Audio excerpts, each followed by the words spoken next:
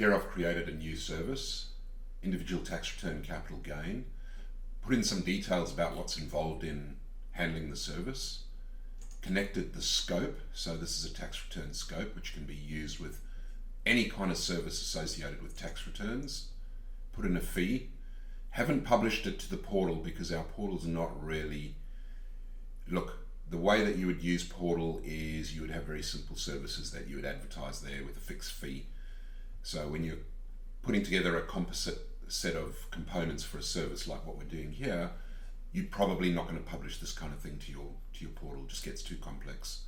So keep whatever you put in your portal simple. And of course I'm enabling the value in this service because I don't do hourly rate, everything's fixed fee in advance, and optimally with a subscription if it's a business client.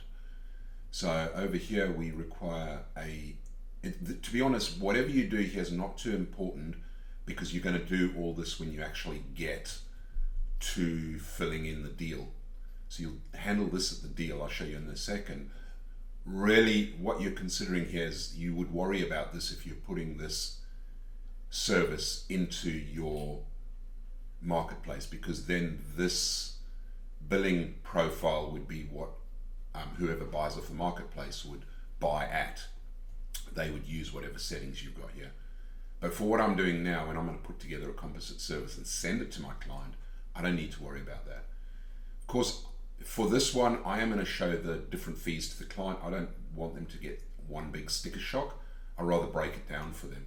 I do the opposite when it's monthly fees. If I'm giving a client monthly fees, I want them to see a single small, when I say small, relatively small compared to the whole year's fee per month. So they see 12 times X rather than 1X. That's when you're sort of asking for the money monthly. Now, show the price, yes. Direct debit, yes. Save. And you'll see now when I actually hang this deal together. So let's go to, and we're going to send this for Doe.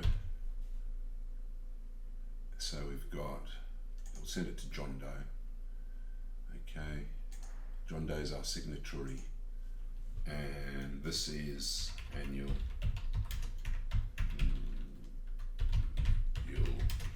tax return, right? Call this whatever you like. Now, of course, you need an email template. You can say hi, John, if you want. Build this proposal via Axiom. Yes, of course, we want that to happen, and we want the system to automatically countersign if it can.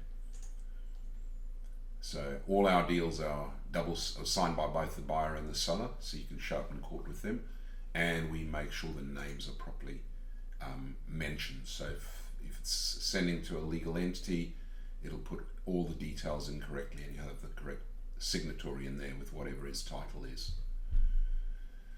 So individual tax return, we're going to give this one just a single tax return, a rental schedule, and a capital gain, right? So you can see this is what the client's going to see, and then you go to billing. Now over here you might decide that you want to adjust these, so maybe let's do a markup of 10%, because we know for this client, A, it's maybe a little bit more complex, and B, the guy's not short of a quid, so we want to get best return on our investment from this particular client. Okay, and he's going to pay us on the contract start. So select your template, and of course you can have a look and see what will happen, but that agreement will pick up just once. It'll pick up just once on the scope. So where's our scope? Scope, yeah. So the scope of services is laid out here. You can see obviously the scope pertains to the limitations on the boundaries, your responsibilities, client's responsibilities, what will be delivered. Okay, and then you can send that proposal off.